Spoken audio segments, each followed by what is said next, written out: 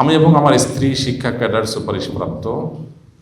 আমার আর বিসিএস দেবার তেমন ইচ্ছা নেই, কেননা অন্যান্য ক্যাডার দুজন একসাথে থাকা কঠিন।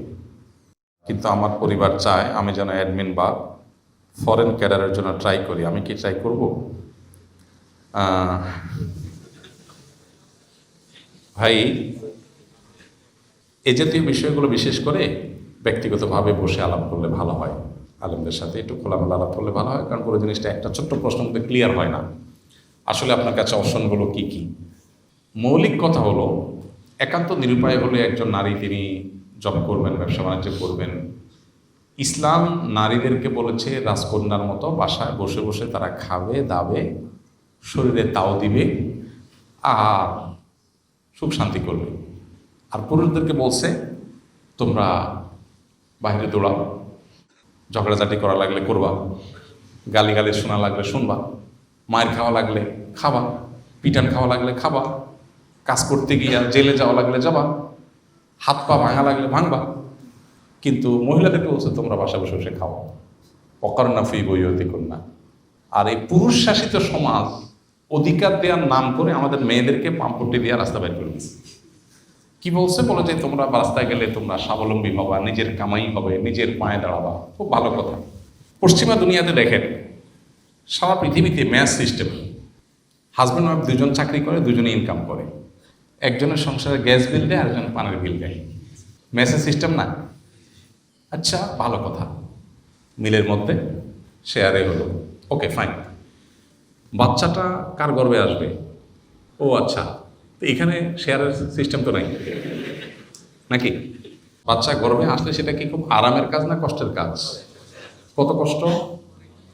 আল্লাহ বলেছেন হামালাতহু উম্মুহু কুরহা ওয়া ওয়াদাআতহু কুরহা।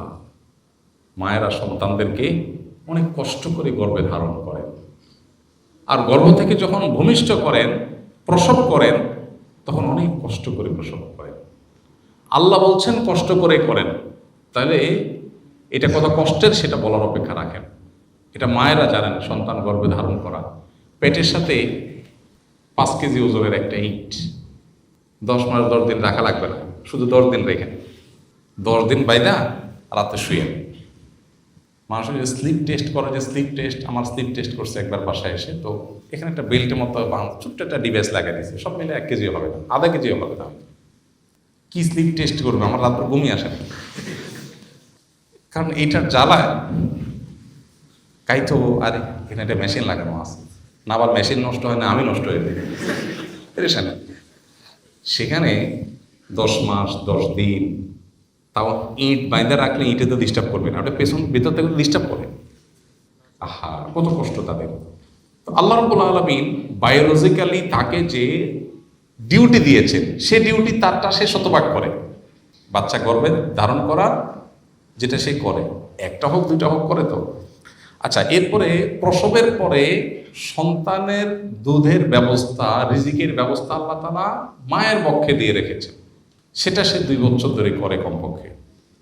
অনেকে যাদের ইসলামের প্রতি বিশ্বাস নাই, তাদের তার সময়সীমা মেনটেন নেই, বা কি কোরআন আমাদেরকে 2 বছরের কথা বলেছে।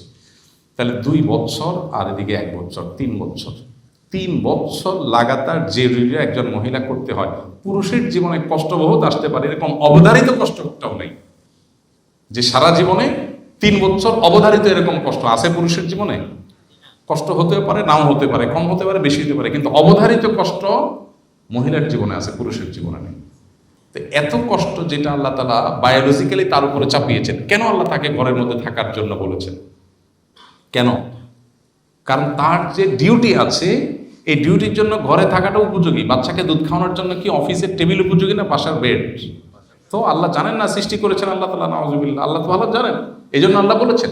এখন আল্লাহর সিস্টেমকে চেঞ্জ করে আমরা মেয়েদেরকে বলছি না ঠিক আছে, তোমাদের তো দরকার আছে টাকা পয়সা, তোমরাও কামাই করো, পাম্পটি দিয়ে বাইর করে দিলাম। বাইর করে আমাদের কামাইয়ের যে দায়িত্ব ছিল, পুরো সংসার চালানোর দায়িত্ব ছিল আমাদের, এখন বলছি পানির বিলটা তুমি দাও, বিদ্যুৎ বিলটা, গ্যাস বিলটা তুমি দাও।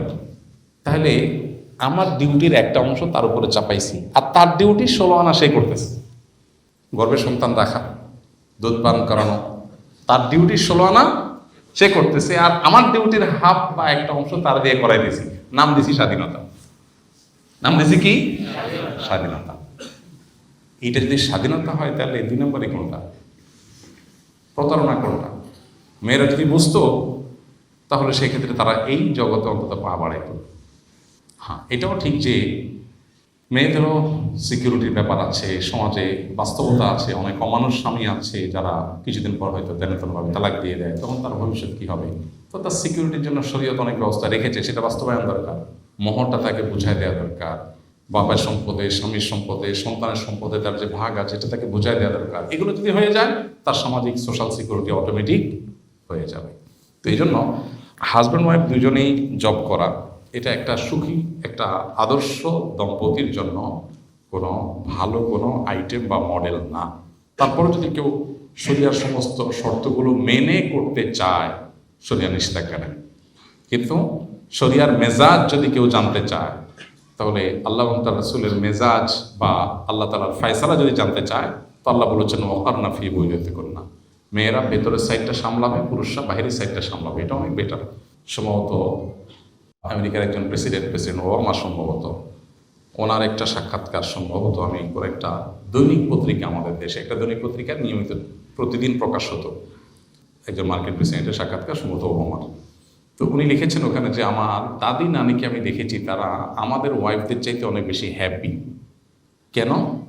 তারা জব করতো না, বাহিরের জগৎ নিয়ে তাদের এত আগ্রহ ছিল না, তারা বাসার সাইডটা দেখতো, তারা মানসিকভাবে অনেক সুখী ছিল আমাদের ওয়াইফদের চাইতে। আমাদের ওয়াইফরা দুনিয়া দেখে এবং শপিং মলে ঘুরে বেড়ায়, সারাদিন জব করে, এদিক সেদিক যায়, এদের চাইতে তারা হ্যাপি। দুনিয়াতে সুখী থাকা এটা যদি আমাদের মূল উদ্দেশ্য হয়, তাহলে সুখের জন্য যা দরকার সেটাই করতে হবে। আল্লাহর সিস্টেমের বাইরে মানুষ সুখী হতে পারে না। আল্লাহ আমাদেরকে বোঝার তৌফিক দান করুন। এই জন্য যে ভাই প্রশ্ন করেছেন তার ভালো হয় কোনো আলেমের সাথে একান্ত সাক্ষাৎ করে কথা বলার। আস-সুন্নাহ ফাউন্ডেশন, উম্মার স্বার্থে সুন্নাহর সাথে।